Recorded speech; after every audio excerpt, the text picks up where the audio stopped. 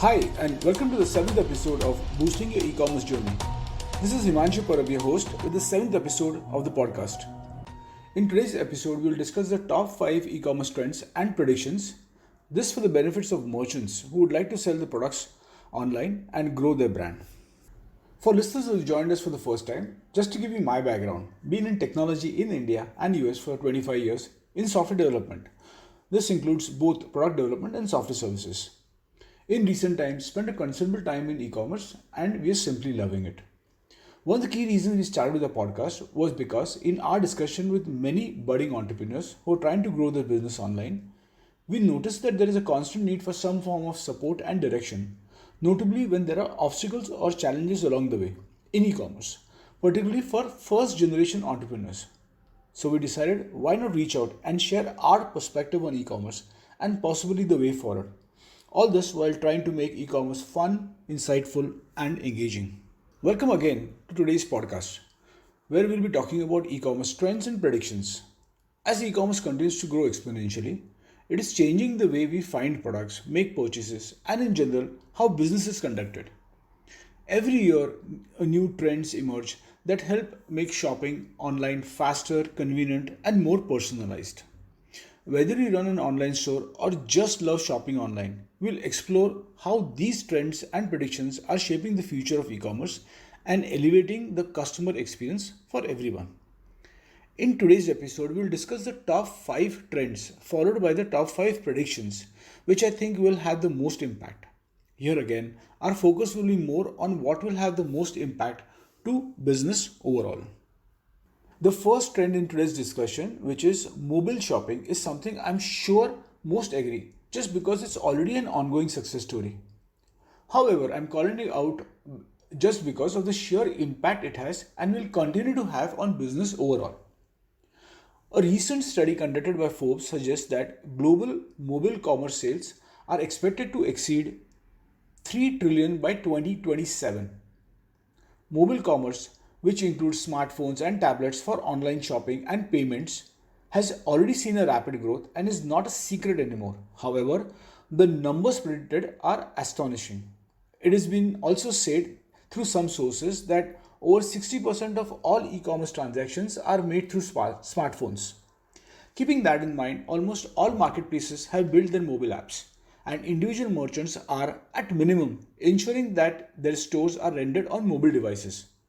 Quite honestly, the trend isn't any new, but the impact is staggering and hence worth mentioning.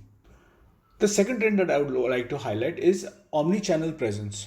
Omni-channel retail is all about making shopping a seamless and consistent across different platforms. Imagine you're shopping for a new pair of shoes. You might see an ad on social media, check out the store's website, and even visit the physical store. All this without any confusion or hassle to the buyer. Businesses are using various channels like their own e-commerce sites, popular marketplaces, physical stores to reach out to customers. By promoting your brand across channels, you give customers more ways to discover, learn about the products. Omnichannel is like having multiple touchpoints to catch a customer's eye, making sure you never miss out on what the merchants have to offer. An example for me would be Lifestyle. Lifestyle is a fashion and lifestyle store in India which tries to make shopping easy, whether you are online or in their physical stores. You can check out and buy the latest clothes and home decor items on their website or on the app. After shopping online, you can choose to have the purchases delivered to your home or pick them up at the nearby store. And there are many such brands. The point I'm trying to highlight here is how brands are effectively using an omni-channel presence to identify various touchpoints to reach out to the buyers while building the brand value and loyalty. The third trend on the list is personalized subscriptions. Personalized subscription models are becoming increasingly popular in e-commerce as they offer tailored experience to customers based on preferences and behaviors. This approach not only enhances the customer satisfaction but also helps boost loyalty and customer retention. An example that comes to my mind is Box 8. Box 8 provides meal subscription plans with focus on convenience and variety. Customers can select preferences based on their dietary restrictions. This could be being vegetarian or vegan and adjust their delivery schedules. Box 8 uses customer feedback to offer new meal options and personalize future deliveries. This approach ensures customer receives meals that align with their dietary preferences and schedules, making it easier to stick to a healthy eating habit. There are benefits to it as well for Box 8. It provides them a regular income, a loyal customer base, cost savings, and also oftentimes extra sales. The fourth on the list, and is often the favorite of the buyers, is the customer loyalty program. Customer loyalty programs are designed to reward repeat customers and encourage continued engagement with a brand. These programs often offer incentives such as points, discounts, exclusive offers, or early access to products. By enhancing the value proposition of loyal customers, brands can increase their retention rates, drive repeat purchase, and foster a long term relationship. A good example of this would be the Starbucks Rewards program. Starbucks Rewards is known as one of the top loyalty programs with highly engaged members. CNN, I believe, had reported in 2022 that the program had around 28.7 million active members, which had grown by 16% from the previous year. This growth had obviously boosted Starbucks sales by encouraging repeat purchases. The fifth on the list is selling internationally. Here I'm referring to those companies that have established themselves as e-commerce platforms in their existing region, be it India, and then trying to sell internationally. Companies are leveraging online platforms to reach customers worldwide now. This approach helps businesses overcome local market limitations and tap new revenue streams. This by expanding the reach, they can access diverse customer base, increasing brand visibility and scale operations more efficiently. In my mind, in India, a Nika and a Lenskart are good examples. Nika, as we all know, is a beauty and wellness e-commerce platform that has now ventured into the international markets, focusing on bringing Indian beauty products to global customers.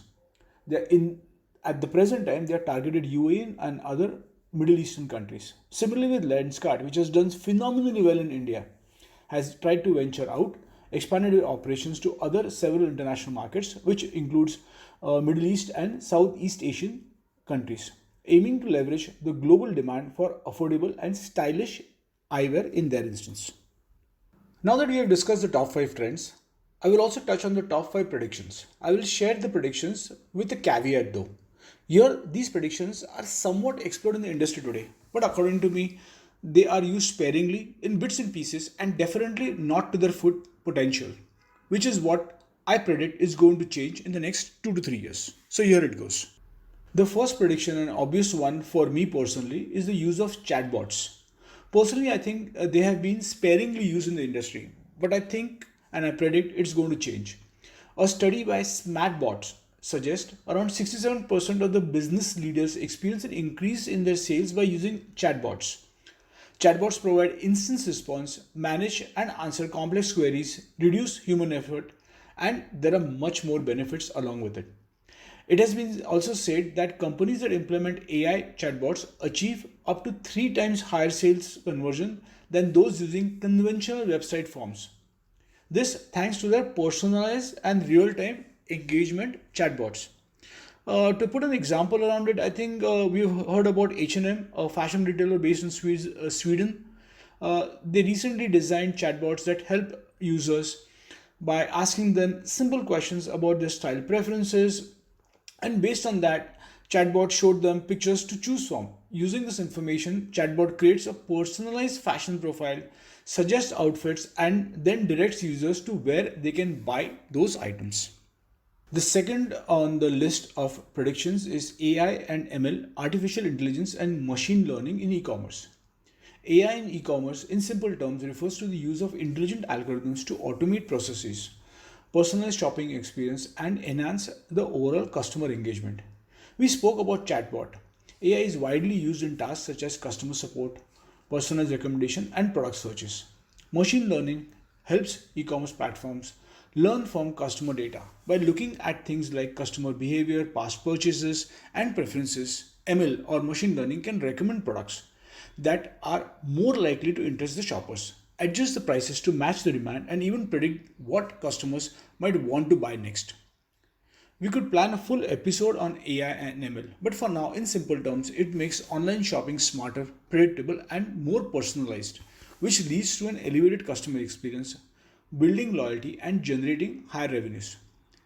An example would be Spotify, which in my mind around grossed around 11.5 billion in terms of the premium service subscription in 23, which was up by 12.8% higher than the previous year.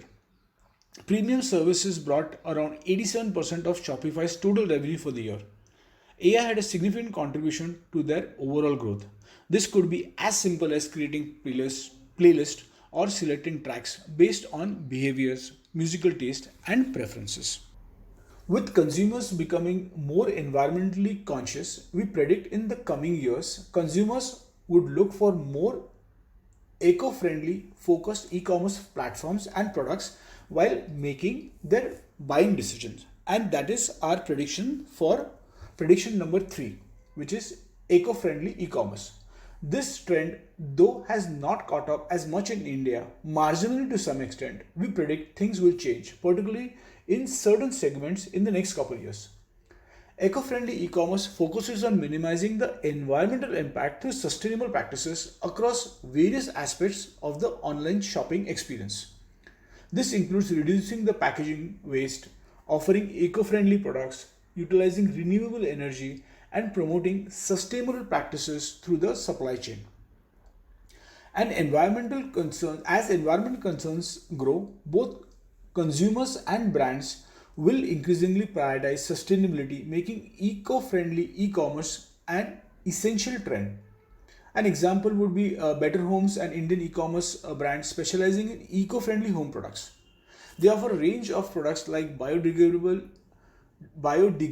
cleaning supplies, reusable kitchen items, and natural personal care products. Their packaging is minimal and recyclable, and they emphasize on products made from sustainable material. By focusing on eco-friendly products and sustainable packaging, Better Home appeals to environmentally conscious consumers and supports a greener living. My fourth prediction would be drones for delivery. Drones help reduce the delivery time significantly, especially at hard to reach or remote areas. Drones have typically lower carbon footprint compared to traditional delivery vehicles, aligning with increasing consumer demand for sustainable practices. I know we have the Garuda Aerospace based in Hyderabad for drones. Zomato had tried it for food delivery in in Bangalore. But more importantly, giving a live example, if I had read correctly, sometime in 2019, kidney was transported using drones from one hospital to another over a distance of around 3 miles. That successful flight had a major breakthrough in medical transportation, which I believe showed that drones could be used to deliver important medical supplies, potentially covering long distance in future. The last prediction and rather lively trend for me is live e-commerce. Live e-commerce is an emerging trend where retailers and influencers sell products directly to consumers through live streaming platforms. It hasn't caught up in India as much, but things are again predicted to change in specific industries. During a live e-commerce event, a host showcases products, provides demonstrations, for example, for cosmetics like lipsticks or makeups, answers questions from viewers, and sometimes offers limited time deals to encourage purchases. Customers can click on the links during the stream to purchase any of the products instantly. An example would be Alibaba's Taobao Live in China. During that event, collaborators and influencers come together.